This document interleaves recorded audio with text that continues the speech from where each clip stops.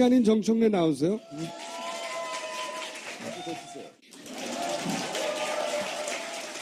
네, 여러분 안녕하십니까. 시대의 참 예언인, 참 적중인 정청래입니다.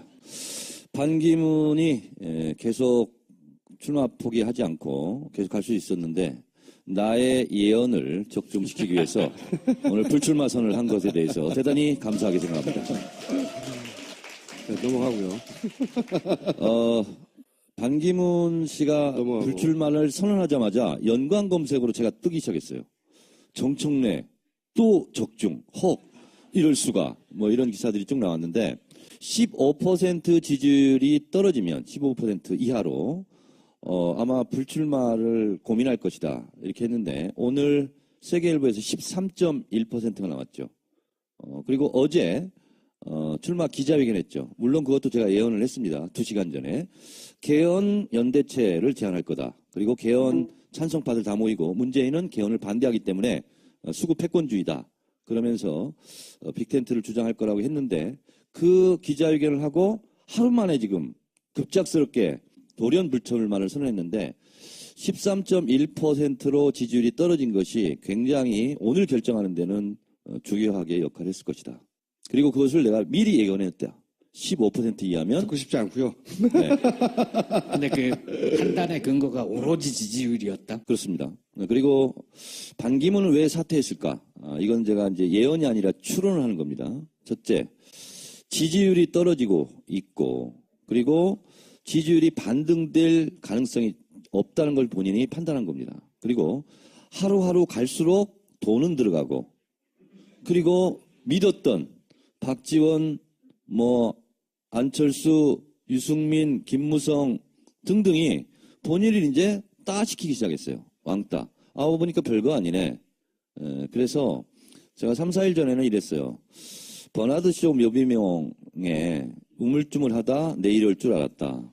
하는 것처럼 반기문도 버나드쇼처럼 될 것 같다라고 했는데 본인은 하루하루가 굉장히 괴로웠을 겁니다. 새누리당 입장에서는 반기문을 새누리당으로 끌어당기거나 아니면 최소한 그 반기문이 자기들이 원하지 않는, 새누리당이 원하지 않는 구도로 들어가는 걸 막고 싶었을 거란 말이죠. 근데 이제 굉장히 재밌었던 오늘 뉴스가 뭐냐면 반기문 대선 불출마 바로 밑에 무슨 기사가 있었냐면 새누리당 충청권 곧 탈당 예정 8명 동반 탈당 예정 기사가 있었어요.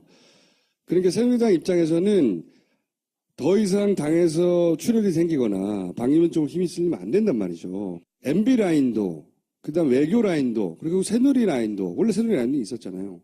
라인도 계속해서 서로 시그널을 주고받았을 텐데, 그 중에서 이제 새누리당 시그널을 받아들인 거죠. 얼마나 급작스러운 거였냐면, 제가 오늘 쭉 이러저런 이게 사실 확인은 안 됐지만, 그럴 개연성이 있어서 말씀드리는데, 반기문 캠프 입주 건물에 컴퓨터 랜선 깔다가, 그 사람들 당했다는 거예요. 기자회견 하는 중에 랜선 깔고 있었어요. 랜선 깔고 있다가 랜선 깔 필요 없네 이렇게 된 거예요.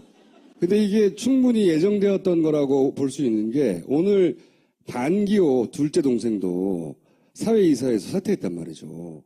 그러니까 이게 오늘 아침에 결정한 게 아니에요. 자기가 가진 옵션, 그러니까 예를 들어서 친박 라인 쪽에서 오는 여러 가지 시그널과 외교 라인, 그리고 외교 라인하고 MB 라인의 다툼에서는 MB 라인이 이겼단 말이에요. 그래서 바른정당으로 들어가는 걸로 사실상 거의 결정돼 있었단 말이죠. 수순만. 근데 이제 여기서 새누리 라인이 들어간 거지. 우리 그렇게 하지 말자. 응? 우리 당신 카드도 많이 갖고 있는데 서류도 문서도. 그러니까 이 정도에서 들어가시죠. 저는 이게 시그널을 갖다가 봅니다. 반기문의 근본적인 이번 중도 포기는 저는 반기문 1등 할 때부터 예상을 했었거든요. 근데 왜 그런 예상을 했냐면 대통령이 된다는 것은 자기 노력, 영역, 범위 바뀝니다. 시대 정신하고 시운이 맞아야 되거든요. 근데 지금 시대 정신은 정권 교체인데 되지도 않는 정치 교체를 얘기하고 있잖아요. 그래서 안 된다라는 거고 그리고 또 뭐냐면 정당 정치 경험이 없고요. 그리고 대한민국에 대해서 10년 떠나 있기 때문에 대한민국 국민들의 마음을 모릅니다. 더군다나 이런 탄핵 국면, 촛불 국면 같은 상황에서는 모든 국민이 다 예의주시하고 있거든요.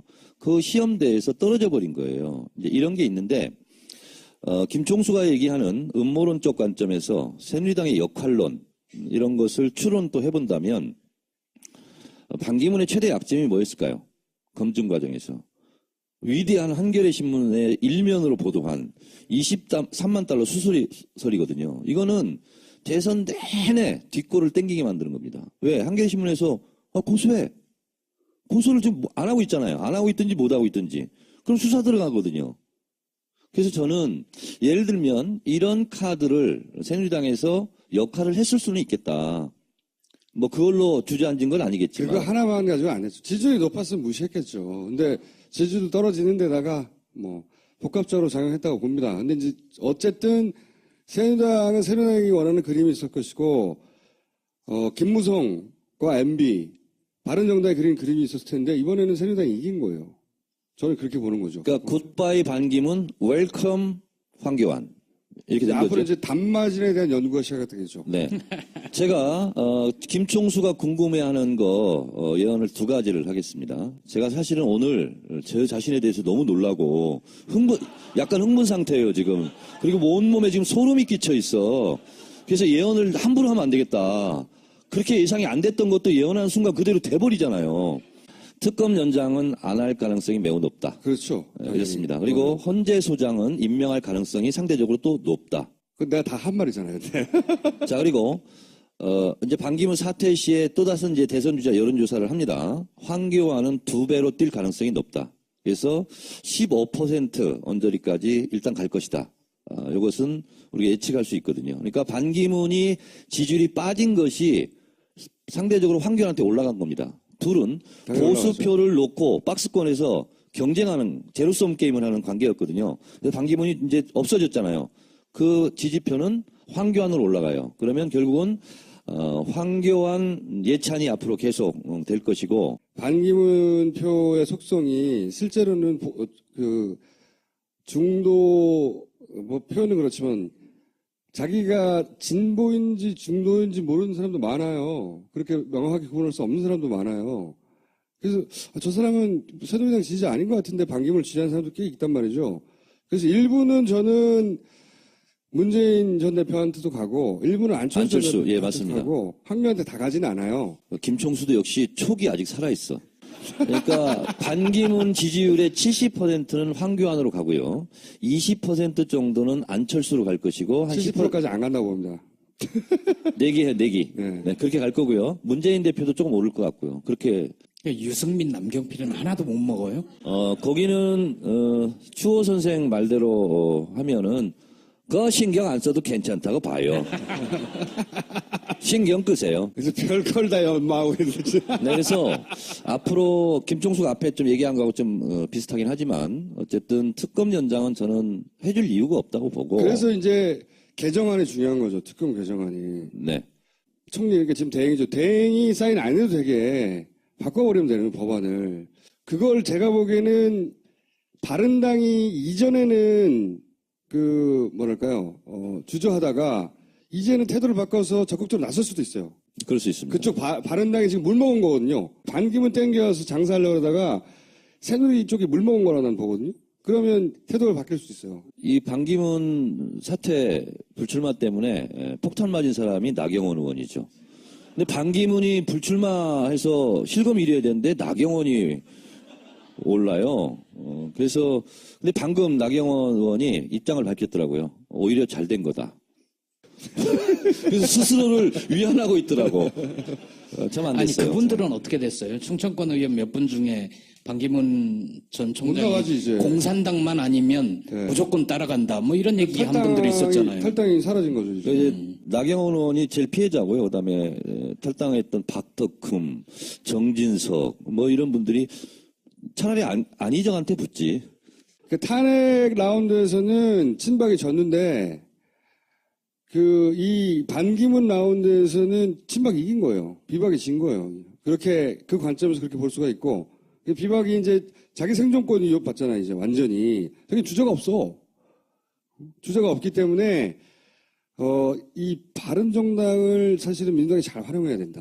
특검 연장하는데. 또 한 명을 우리가 예의주시해서 볼 분이 저의 정치적 파트너인 박지원 대표입니다. 무슨 파트너가 막 고소를 하고 그래요. 그래서 이분이 주장했던 게 이제 빅텐트지 않습니까? 그래서 결국은 빅텐트도 성공하지 못하는데 그 이유는 뭐냐면 부동의 대선 확고한 선두주자가 있어야 되거든요. 그래서 그 지지율만큼 볼대를 세우는 거거든요. 기둥을 세워서 텐트를 높고 넓게 치는 건데 이제 그게 없어져 버렸어요.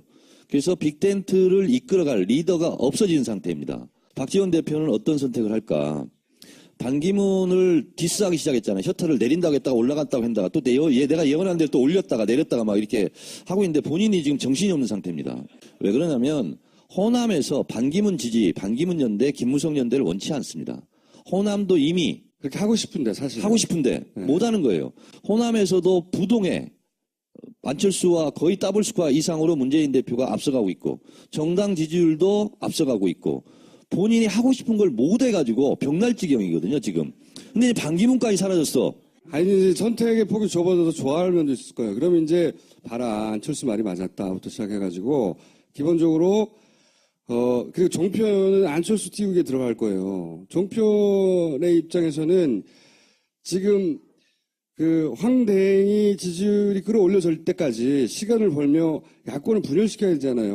뭐 신나서 끌어올릴 거 신나서 봐라 다 예언했고 안철수 말대로 맞았고 지난 총선도 결국 안철수 말대로 맞지 않았냐 계속 끌어올릴 거예요. 그리고 또 하나 안희정 지사에 대해서도 계속 띄워줘서 안희정 지사가 이게 붕 뜨도록 선거뽕이라고 있어요. 선거뽕이라고. 그걸 맞으면 웬만한 인간은 붕 뜨게 돼 있거든요. 안희정 지사는 이제 그게 아니더라도 지지율은 상승할 가능성이 많습니다. 그거를 더 띄우게 하려고 하죠. 오래전부터 그건 예언을 했었는데 그것도 왜 그러냐면요. 안희정 지사가 교통경찰 역할을 잘했습니다.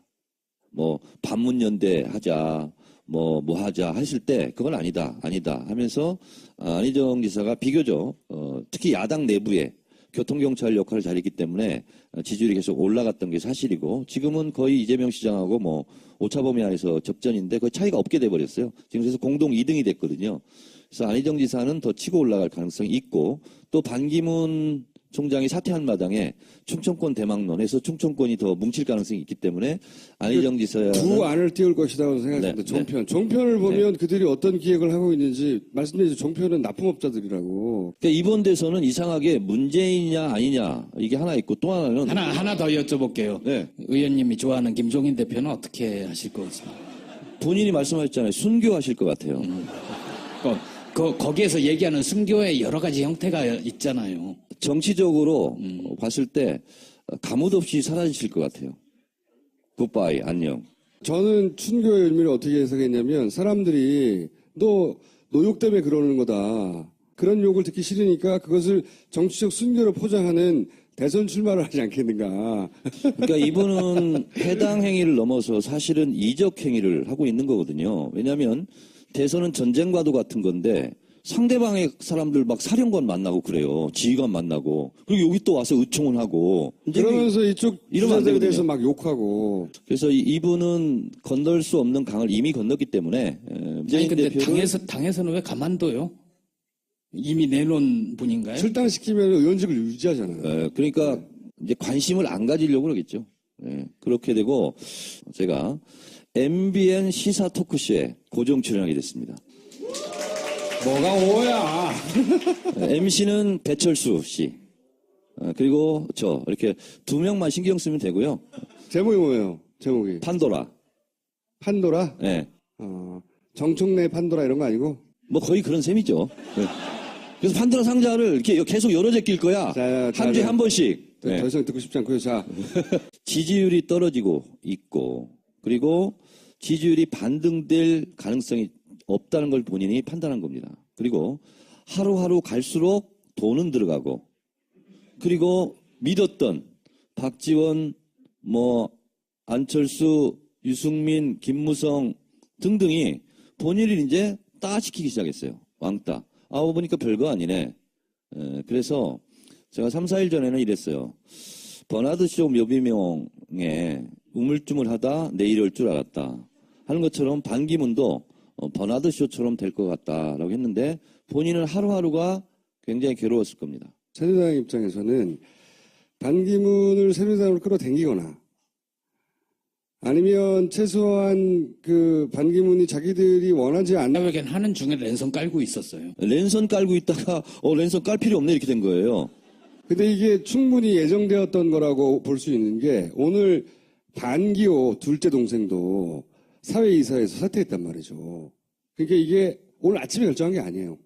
자기가 가진 옵션, 그러니까 예를 들어서 친박 라인 쪽에서 오는 여러 가지 시그널과 외교 라인, 그리고 외교 라인하고 MB 라인의 다툼에서는 MB 라인이 이겼단 말이에요. 그래서 바른정당으로 들어가는 걸로 사실상 거의 결정돼 있었단 말이죠. 수순만 근데 이제 여기서 새누리 라인이 들어간 거지. 아, 우리 그렇게 하지 말자. 응? 우리 당신 카드도 많이 갖고 있는데 서류도 문서도 그러니까 이 정도에서 들어가시죠. 저는 이게 시간을 갖다가 봅니다. 반기문의 는 새누리당이 원하지 않는 구도로 들어가는 걸 막고 싶었을 거란 말이죠. 근데 이제 굉장히 재밌었던 오늘 뉴스가 뭐냐면 반기문 대선 불출마 바로 밑에 무슨 기사가 있었냐면 새누리당 충청권 곧 탈당 예정 8명 동반 탈당 예정 기사가 있었어요. 그러니까 새누리당 입장에서는 더 이상 당에서 출혈이 생기거나 반기문 쪽으로 힘이 쓸리면 안 된단 말이죠. MB 라인도 그다음 외교 라인도 그리고 새누리 라인도 원래 새누리 라인이 있었잖아요. 라인도 계속해서 서로 시그널을 주고 받았을 텐데 그 중에서 이제 새누리당 시그널을 받아들인 거죠. 얼마나 급작스러운 거였냐면 제가 오늘 쭉 이러저런 이게 사실 확인은 안 됐지만 그럴 개연성이 있어서 말씀드리는데 반기문 캠프 입주 건물에 컴퓨터 랜선 깔다가 그 사람들 당했다는 거예요. 오늘 세계일보에서 13.1%가 나왔죠. 그리고 어제 출마 기자회견했죠. 물론 그것도 제가 예언을 했습니다. 2시간 전에. 개헌 연대체를 제안할 거다. 그리고 개헌 찬성파들 다 모이고 문재인은 개헌을 반대하기 때문에 수구 패권주의다. 그러면서 빅텐트를 주장할 거라고 했는데 그 기자회견을 하고 하루 만에 지금 급작스럽게 돌연불철만을 선언했는데 13.1%로 지지율이 떨어진 것이 굉장히 오늘 결정하는 데는 중요하게 역할을 했을 것이다. 그리고 그것을 내가 미리 예언했다. 15% 이하면 듣고 싶지 않고요. 네, 근데 그 판단의 근거가 오로지 지지율이었다. 그렇습니다. 그리고 반기문을 왜 사퇴했을까? 이건 제가 이제 예언이 아니라 추론을 하는 겁니다. 첫째, 인간인 정청래 나오세요?